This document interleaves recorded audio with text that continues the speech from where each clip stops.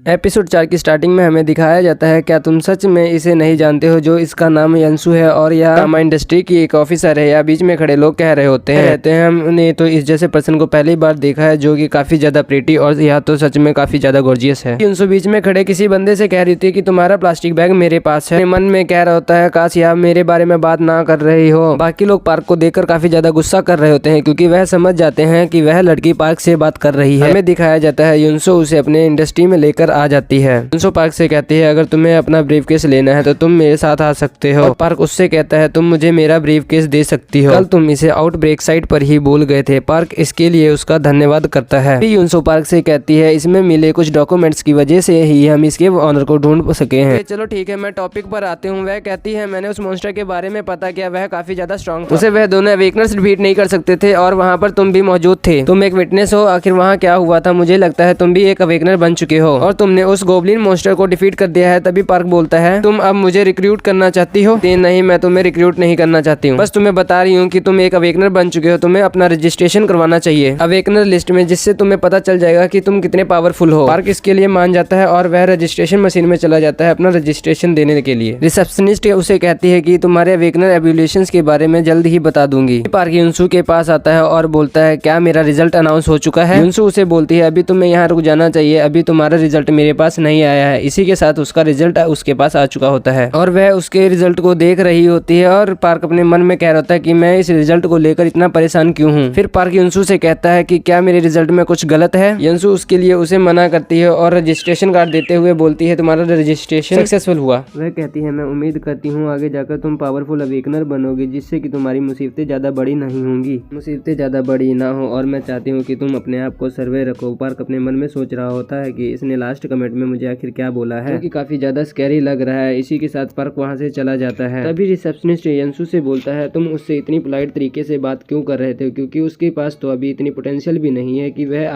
आगे जाकर strong awakener बनेगा। यंसु उससे कहती है कि मैं इस अवेकनर के बारे में ज्यादा से ज्यादा जानने के लिए काफी ज्यादा कॉन्शियस हूँ, बस इसलिए। अब हमें दिखाया जाता है पार्क जो कि इंडस्ट्री के बाहर निकल जाता है। वह सामने देखता है कि काफी सारे गिल्ड के मेंबर अपनी गिल्ड को बड़ा करने की कोशिश कर रहे होते हैं और अपनी गिल्ड के लिए मेंबर्स यानी कि अवेकनर्स को अपनी गिल्ड में लाने के लिए अपनी गिल्ड में रिक्रूट करने की कोशिश कर रहे होते हैं। वह बता रहे होते हैं कि अगर तुम हमारी गिल्ड को ज्वाइन करते हो तो तुम्हें यहाँ बेनिफिट्स मिल सकते हैं। पार्क अपने मन में सोच रहा होता है अच्छा कि इनका ध्यान मेरे ऊपर नहीं जा रहा है, लेकिन मुझे पता है जब कोई अवेकनर होता है तो यह लोग उस अवेकनर को अपनी गिल्ड में रिक्रूट करने की कोशिश कर रहे होते हैं। इन्हें नहीं पता कि मैं भी एक अवेकनर बन गया हूँ, इसलिए अभी तक मेरे पास कोई नहीं आया है, लेकिन यह मेरे लिए काफी ज्यादा अच्छा है। मुझे किसी का टेंशन नहीं चाहिए। मैं नहीं चाहता कि मैं किसी की नोटिस में आऊँ क्योंकि मैं सिर्फ मनी कमाना चाहता हूँ। हमें दिखाया जाता है वह उसी रात रिंग की कॉपी करने की कोशिश कर रहा होता है। तभी उसके सामने विंडो ओपन होती है। तुम्हारी कॉपी स्किलेट फेलियर हो चुकी है क्योंकि आइटम को कॉपी नहीं किया जा सकता है। तुम्हारा करंट लेवल काफी ज्यादा लो है और तुम्हारी इस आइटम को कॉपी करने की सक्सेस रेट 0% है। पार्क कहता है लगता है मुझे इस आइटम को मैं कॉपी नहीं कर सकता हूँ, यह तो सच में काफी ज्यादा बुरी बात है, लेकिन मेरे पास अभी भी 3 आइटम बचे हैं जो कि काफी ज्यादा अच्छे हैं, जिनमें से एक केटली होती है और एक पेन होता है और एक बेल्ट होती है। हमें इन सभी को स्टार्ट विंडो पर दिखाया जाता है। जो एक केतली होती है जिसका रैंक नॉर्मल होता है और वहीं पर फाउंडेशन पेन होता है उसका भी रैंक नॉर्मल होता है और जो एक बेल्ट होती है उसका रैंक मैजिक होता है, यानी कि वह उन दोनों आइटम से बेहतर होती है। पार्क मैजिक रिंग को अपनी फिंगर में पहन लेता है। वह कहता है मैं इस रिंग को कॉपी नहीं कर पाया, हालांकि मैं अभी अवेकनर की तौर पर रजिस्टर भी कर चुका हूँ। क्या मुझे इसे सेल कर देना चाहिए? क्या मुझे नेट पर इसका प्राइस पता करना चाहिए, जिससे किसी भी आइटम को परचेज करते हैं वह एक ऑनलाइन ऑप्शन की तरह होता है। पार्क कहता है लगता है मुझे इन सभी आइटम को ऑप्शन के लिए रख देना चाहिए। अब हमें बताया जाता है 21 साल पहले जब काफी सारे अवेकनर्स अवेक हो रहे थे तब इस वर्ल्ड में काफी सारी आइटम्स भी आई थी और काफी सारी कम्युनिटी भी क्रिएट कर गई थी, जिनमें से एक कम्युनिटी ऐसी थी जहाँ से आइटम्स को एक्सचेंज सेल और बाय भी कर सकते हैं। तो वह एक ट्रेडिंग कम्युनिटी थी जहाँ पर हम आर्टिफैक्ट को ट्रेड करते हैं। अब हमें जापान का एक घर दिखाया जाता है जहाँ पर एक लड़की अपने कंप्यूटर को चला रही थी। अब हमें इसके बारे में बताया जाता है कि इसका नाम रिया है। वह कहती है अभी इंटरनेट में कुछ इंटरेस्टिंग इफेक्ट आए हैं जो कि एक कॉमन बात है, यह मेरी डेली लाइफ में आते रहते हैं। क्या इसे बाय कर लेना चाहिए क्योंकि यह काफी ज्यादा अच्छा लग रहा है और मुझे लगता है यह काफी ज्यादा यूजफुल होने वाला है। हालांकि इसका प्राइस काफी ज्यादा है, लेकिन कुछ लोग ऐसे हैं जो कि इसे गिव अप नहीं करने वाले।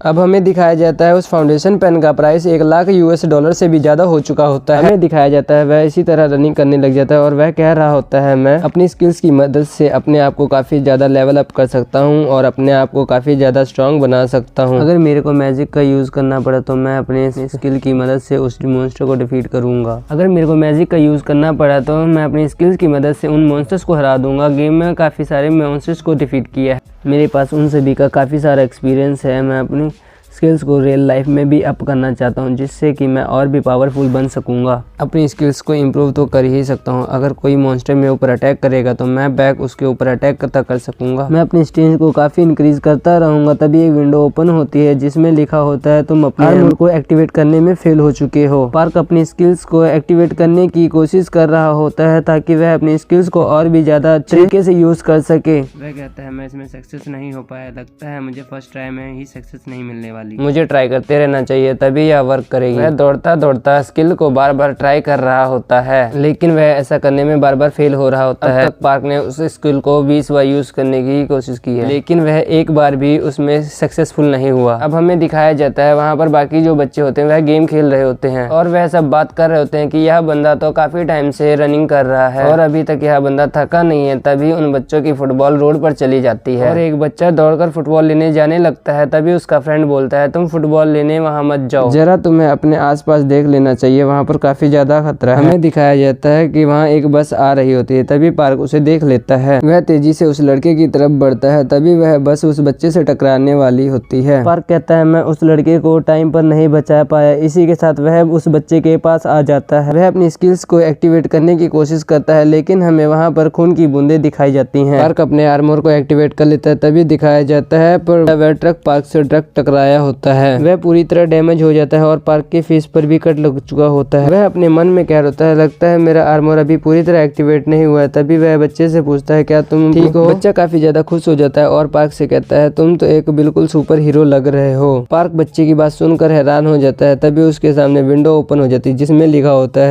लिखा हुआ होता है तुम अपनी स्किल और स्पेल को मूवमेंट करते हुए भी यूज कर सकते हो। हमें आर्मर का लेवल दिखाया जाता है जो कि लेवल 1 की स्किल होती है और उसमें लिखा होता है कि तुम अपनी बॉडी को मोशन में रख कर भी अपने मैजिक को यूज कर सकते हो, बस तुम्हें अपने स्पेल पर कंसंट्रेट करना होगा। तभी वह बच्चा उससे कहता है क्या तुम ठीक हो? पार्क उससे कहता है कि हाँ मैं ठीक हूँ, लेकिन मुझे काफी ज्यादा खुशी है कि मैंने तुम्हें बचा लिया। फिर वह बच्चे के सर पर हाथ रखता है। हमें दिखाया जाता है वहाँ पर खड़े लोग कह रहे होते हैं कि यह आवाज किस तरह की है, लगता है वहाँ पर एक्सीडेंट हुआ है, जल्दी से एम्बुलेंस को बुलाओ। तभी पार्क उस बच्चे से कहता है मेरे पास एक आइडिया है, मेरा नाम पार्क है और मैं एक सुपर हीरो हूँ। मैं चाहता हूँ कि तुम मेरे बारे में किसी को भी ना बताओ, या मेरे और तुम्हारे बीच में एक सीक्रेट है। तभी वह बच्चा कहता है हाँ मैं इस बारे में किसी को कुछ नहीं बताऊंगा। तभी पार्क वहाँ से चला जाता है और उस बच्चे से कहता है कि तुम्हें अपने आप को खतरे में नहीं डालना चाहिए था। हमें दिखाया जाता है वहाँ पर खड़े लोग सभी उस बच्चे के पास आ जाते हैं। उनमें से एक बंदा बच्चे से कहता है, वह कह रहा था यहाँ से अभी कोई गुजरा है। तभी दूसरा बंदा कहता है मुझे नहीं लगता अभी यहाँ से कोई गुजरा है, और वह बच्चे से पूछ रहे थे तो बच्चा इसके लिए मना कर देता है। अब हमें रात का सीन दिखाया जाता है जहाँ पर पार्क अपने आइटम्स को सेल कर रहा होता है। उन आइटम्स में फाउंडेशन का प्राइस 1.8 बिलियन बोल दिया होता है और जो बेल्ट है उसका प्राइस 450 बिलियन बोल दिया होता है। वह पार्क से कहता है कि हमने मनी तुम्हारे बैंक के अंदर ट्रांसफर कर दिया, चेक कर सकते हो, इसे कंफर्म कर सकते हो कि हमने मनी सेंड कर दिया है या नहीं। तभी पार्क उनसे कहता है कि तुम जरा रुको, अभी मैं चेक करके बताता हूँ। इसी के साथ वह बैंक को ओपन करता है और चेक करता है कि वहाँ पर उसके पास काफी सारा मनी आ चुका होता है। सच में मेरे पास मनी आ गया है। मैं आज से पहले 10 मिलियन से ज्यादा मनी नहीं देखा था, इससे ज्यादा मेरे अकाउंट में हुआ भी नहीं करते थे, लेकिन अब मेरे अकाउंट में 1.5 बिलियन आ चुके हैं। फिर वह उन दोनों गार्ड से कहता है अब मैं इसे कंफर्म करता हूँ। वह दोनों पार्क से कह रहे होते हैं कि हमें अपने आर्टिफैक्ट सेल करने के लिए तुम्हारा थैंक्स। फिर वह पार्क को वहां से गुड बाय कहकर चले जाते हैं। पार्क कहता है आज का दिन तो सच में काफी ज्यादा अच्छा लगता है, मुझे घर पर जाकर कुछ अच्छा खाना खाना चाहिए। इसी के साथ हमें अगले दिन का सीन दिखाया जाता है। पार्क एक बस से कहीं पर आया होता है और वह कह रहा होता है मैं एक अवेकनर बन गया हूँ, फिर भी मुझे स्ट्रीट पर चलना पड़ता है। फिर वह चार्ट देखने लग जाता है। बस नंबर 30 15 मिनट बाद आने वाली है। वह कह रहा होता है यह जल्दी ही आने वाली है। इसी के साथ उसकी बॉडी पर काफी सारी ग्रेविटी पड़ने लग जाती है। फिर वह कह रहा होता है कि फीलिंग तो वैसी ही है, पिछली बार डिमेंशियल क्रैक ओपन होने पर आई थी जिसमें से काफी सारे गॉब्लिन मॉन्स्टर निकले थे जिन्होंने गिल्ड मास्टर किम को भी मार दिया था। यहाँ पर फिर से डिमेंशियल क्रैक ओपन हो रहा है। आखिर यहाँ पर आउटब्रेक कहाँ ओपन होने वाला है? हमें दिखाया जाता है वहाँ पर एक बंदा जमीन पर गिर चुका होता है। वह कहीं पर देखकर घबरा गया होता है। पार्क देखता है तो वह कहता है डायमेंशनल क्रैक इसी के ऊपर ओपन हुआ है। तभी के ऊपर काफी सारे एरर आके लगते हैं, लेकिन पार्क उन सभी को पकड़ लेता है। तभी वह अपने मन में कह रहा होता है सच में यह तो काफी ज्यादा पावरफुल है। इनकी इतनी ज्यादा स्ट्रेंथ है कि यह ग्राउंड को भी डैमेज कर रही है। यह कोई ऑर्डिनरी मॉन्स्टर नहीं हो सकता है, नहीं होने वाला है। मुझे इससे फाइट करने में काफी सारी दिक्कत आने वाली है। तभी उस क्रैक में से एक मॉन्स्टर बाहर आ जाता है। कहता है इसका फेस तो बिल्कुल ह्यूमंस की तरह है। इसने अपने ऊपर गूगल्स को भी लगा रखा है। इसके हाथ में काफी ज्यादा फायर है और यह वेपन्स को भी यूज करता है। लगता है इसके पास क्राफ्टमैनशिप की स्किल है, लेकिन मॉन्स्टर के पास यह स्किल कैसे हो सकती है, क्योंकि इसका जो रो है वह काफी ज्यादा स्ट्रॉन्ग है। मैं अपने गेम में इस मॉन्स्टर को अपने मजे के लिए यूज किया करता था। इसका नाम जियोम मॉन्स्टर है।